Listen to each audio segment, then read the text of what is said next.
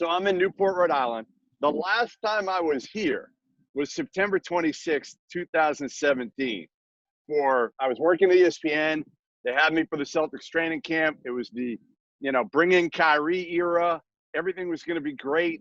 And that day, as you know, was a cluster, what of a day. I wake up in the morning and I'm ready to go down and do a SportsCenter hit from Salve Regina, and all hell breaks loose in college basketball. And all the arrests are made, the federal investigation, and ESPN wanted me on the air like 10 minutes later. I'm like, no, I can't go on the air. Like, I need to read over all this, whatever. But anyway, my point is there was so much optimism that day about Kyrie with the Celtics. It was a train wreck. Bob and I have done this over and over, and we agree on Kyrie. I want to get your thoughts being around Kyrie as much as you were for those couple of years. What do you make of Kyrie the person? I don't care.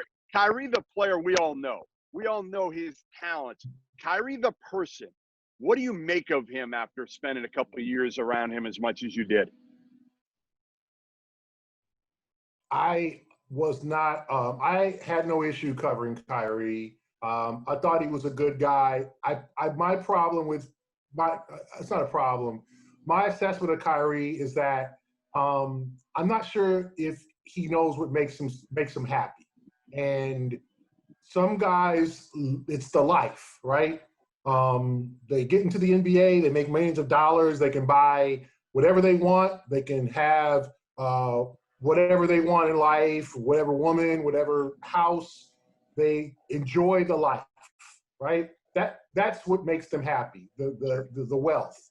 Others, it's the game. It's the damn playing out there, competing, the Russell Westbrook kind of guys, the guys who, they like the money, but it's the game. Some it's both. Some it's the lifestyle. And, they like it all. Okay, and that gets them going every morning. They're motivated to make more money and also to go and win the next day and cut the guy's throat, right? Your opponent. Kyrie, I don't think either of those gets him going. I think he loves the game, but I think he feels like there's a bigger calling for him, and he doesn't quite know what that is. And I think there's a general confusion inside of him and a frustration of what makes me happy. And I think that spreads to his attitude, to other people, to some of the things that he says, and that gives him various personalities.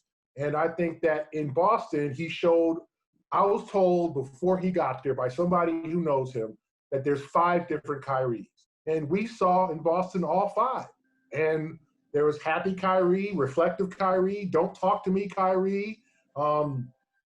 These young guys, boy, I don't know what the old guy, get off my lawn Kyrie. Like, there was so many different Kyries that I think it wore on his teammates. And I don't think he's trying to be that way. I just think that's who he is. That happiness is not something that he feels every day. I think he knows he's blessed. I think he knows he's talented.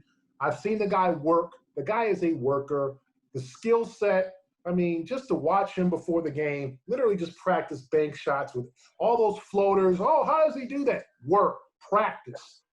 Like every day before the game, 3 hours, just floaters off the glass. How come he uses the glass so well? Because he practices each hand. I mean, you would just marvel at his work ethic, at his skill set. To me, he's a magician on the floor. I just don't know if happiness. I don't think he's happy as a inner peace, and I think that reflects. So if you, Jeff and Bobby, remember, okay, so it was, I'm losing in Cleveland, I want to win. They bring LeBron. Well, we're winning, but I want to be the number 1 guy. I don't like this anymore. So he leaves. Boston's a place for me. I want to play for Brad. My dad played at BU. This is great. Then he gets to Boston. I don't know about this place. Now I'm going home. I want to play for the Nets. So let's see if this works. Okay. Because never be happy. Yeah. I'm with you. I don't think he's ever happy, Gary. This is the 3rd stop, right? And this is the 3rd stop because there was something he told us that when they won the title in Golden State that night, and they all remember, they stopped in Vegas for like 10 hours or 12 hours to party before they went back to Cleveland. And Yeah.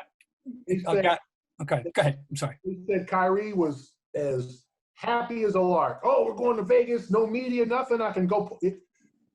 Happy, got home.